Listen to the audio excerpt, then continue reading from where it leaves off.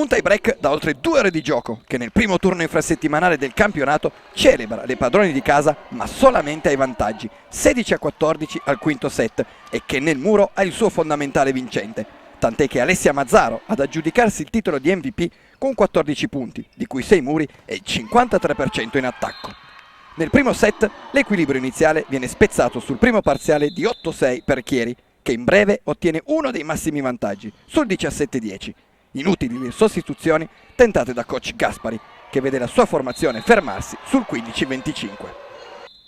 Di tutt'altro avvio è il secondo set, che vede la pronta risposta di Monza sin dai primi scambi, costringendo coach Bregoli a esaurire i suoi 2 timeout già sull'11-16. Cresce visibilmente la trama offensiva delle ospiti, pur dimostrando ancora carenze dal punto di vista della tenuta mentale.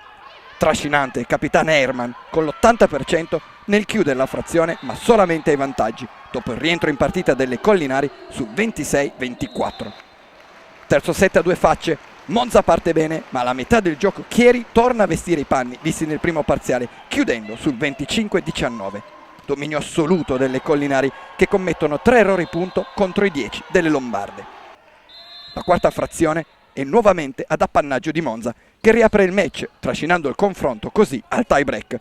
Con i suoi 5 punti e il 62% in attacco, Ortman trascina le sue compagne fino al 22-25 finale.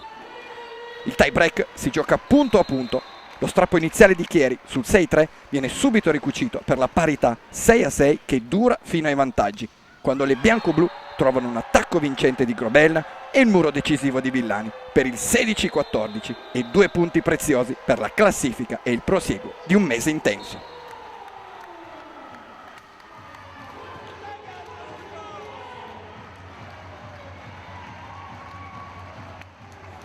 Sono veramente contenta perché la scorsa partita ci siamo ritrovate nella stessa situazione, siamo state bravissime a stare attaccate agli avversari e non ce l'abbiamo fatta per un soffio, invece oggi ce l'abbiamo fatta e serviva la nostra squadra.